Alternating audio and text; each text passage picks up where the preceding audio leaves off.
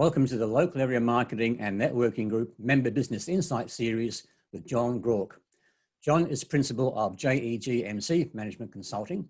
He's a Senior Partner with Finder Consultant, a Business Mentor, and mentors students at Western Sydney University as part of the Practera Program. John, this is a big workload. How did you arrive at these multiple destinations?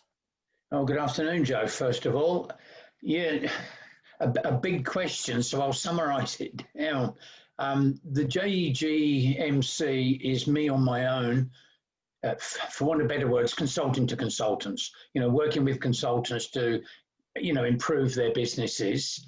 And that spun out of the work that I'd been doing at PricewaterhouseCoopers and then within IBM, at working on the business, in the business.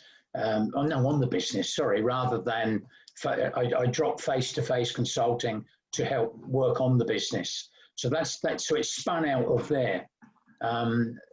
In 2000, PwC was going to spin off the consulting arm, going to do a global IPO, 35,000 people, and around the world, people were pulled out of the business to get it ready for the IPO, and I was one of the 6 in Australia and New Zealand.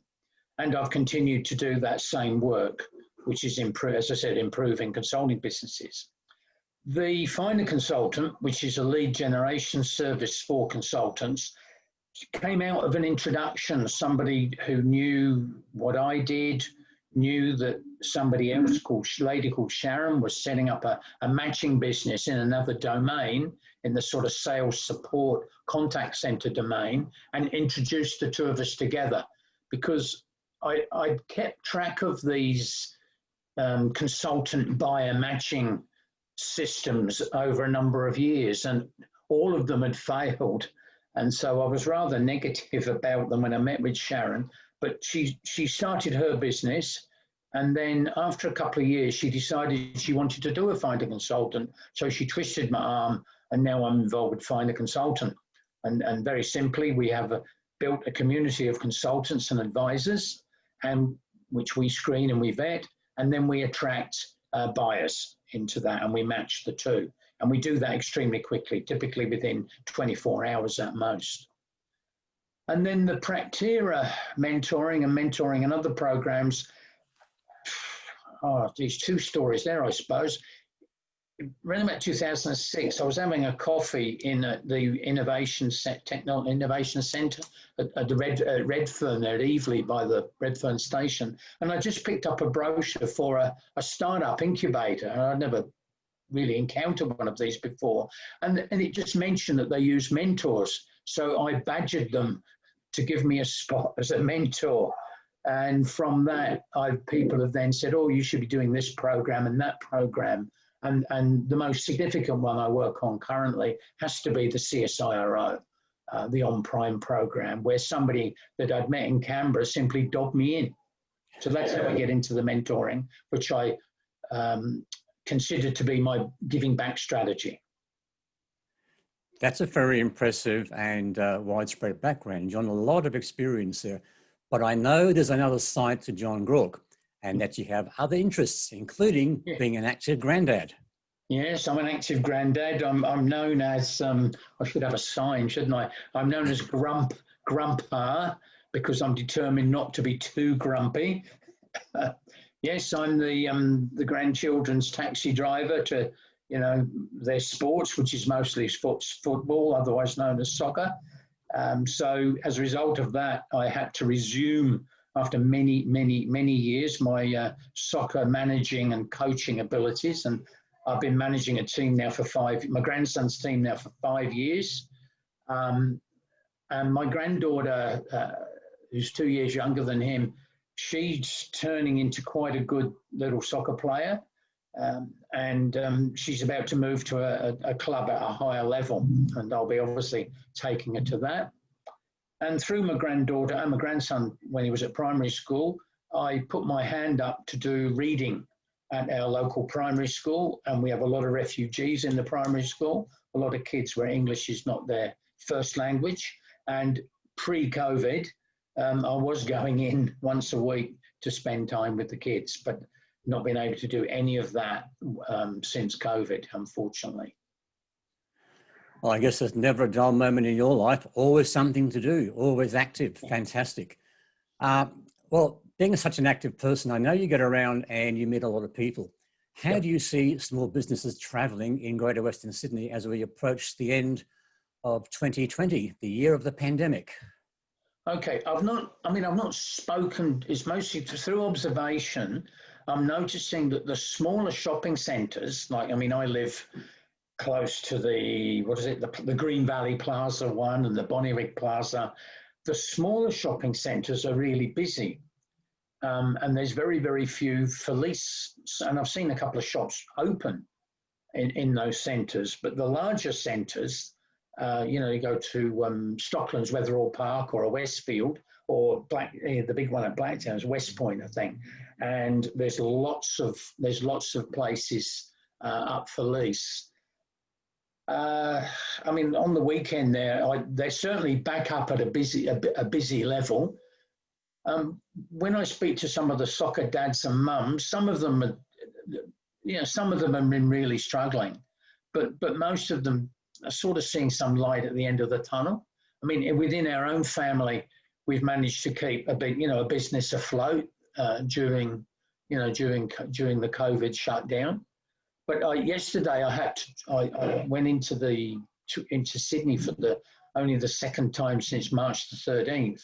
I was in Crow's Nest and North Sydney, and on the drive through, the number of for lease signs. Well, in fact, we drove all the way from here, Bonnyrigg Heights, to North Sydney. Crow's Nest. The number of for lease signs every time we went through a commercial area is quite frightening. But I'm not seeing quite as many down here. Well, hopefully things aren't as bad as they are in other areas. It's a pretty depressing sight, I know. Yeah.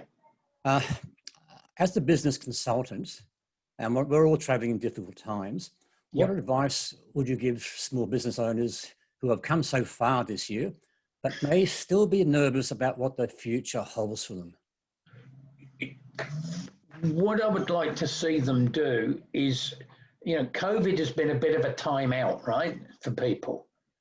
And unfortunately for some, they're not going to come back, though I don't think I've met anybody who's not coming back. Within our family, we've been tracking cafes for sale. I think I might have told you that. And there's a lot for sale and a lot of franchises in that. But a lot that are still going. This has been a bit of a timeout, and it should be time to rethink what they're doing.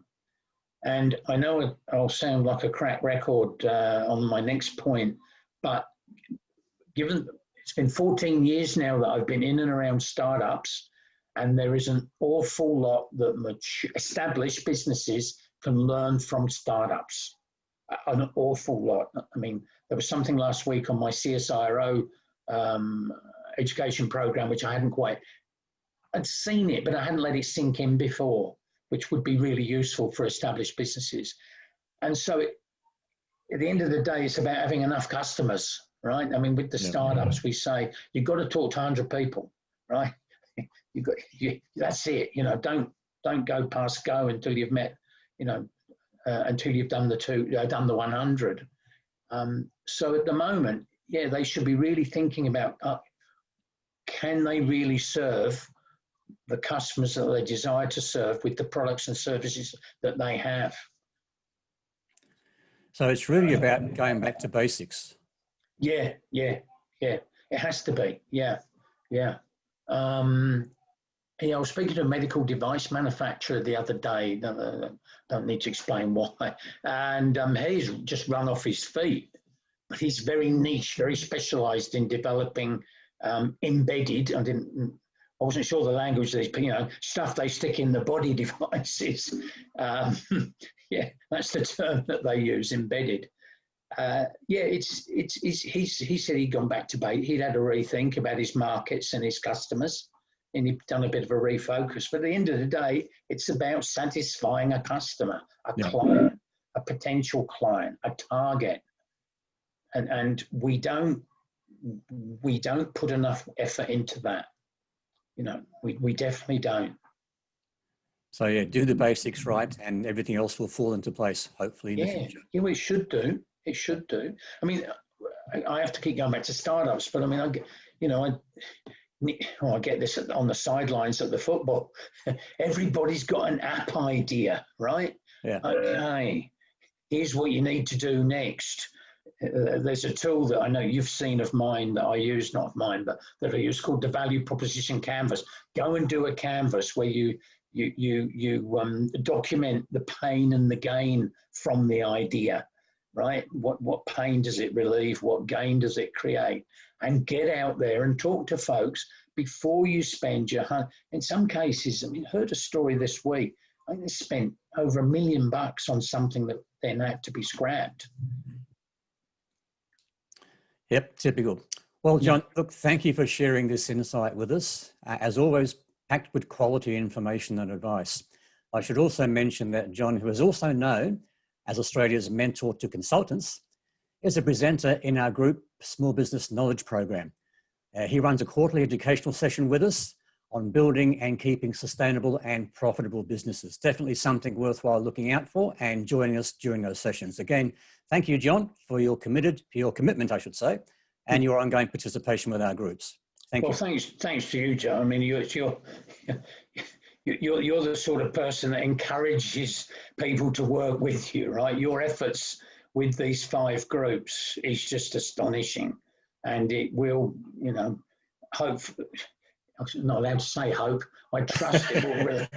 I trust it will, reap the reward that that we want. But I think we're on the same page. We just want people to be on the right path.